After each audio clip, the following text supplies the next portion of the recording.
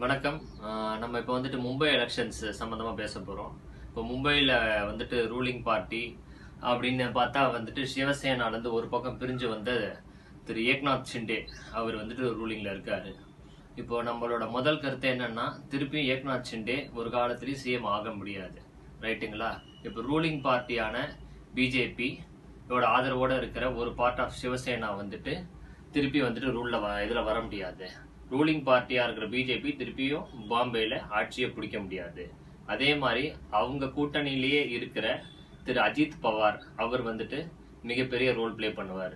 திருப்பியும் இதே மும்பையில் கட்சி தாவல்களோ இல்லை அது சார்ந்த விஷயங்களோ ஓடுறதுக்கு வாய்ப்புகள் உண்டு. ஆனா இந்த மும்பை எலெக்ஷனை பொறுத்த வரைக்குமே திருப்பியும் வந்துட்டு இப்போ ரூலிங் பார்ட்டியா இருக்கிற பிஜேபி தன்னோட ஆளுமையை செலுத்துறது கொஞ்சம் கஷ்டம்தான். அது எல்லா ரூலிங் பார்ட்டியா இருக்கிறது திருப்பி வந்துட்டு ஆட்சியை பிடிக்கிறது கஷ்டம் தான். திரு ஏக்நாத் ஷிண்டே சிஎம்ஆ திருப்பி ஆகிறதுக்கு வாய்ப்புகள் கிடையாது. அதே மாதிரி அஜித் பவார் மூலயமா பல குழப்பங்கள் ஏற்படுறதுக்கு நிறைய வாய்ப்புகள் உண்டு. சில கட்சி தாவல்களும் நடக்கிறதுக்கு வாய்ப்புகள் உண்டு.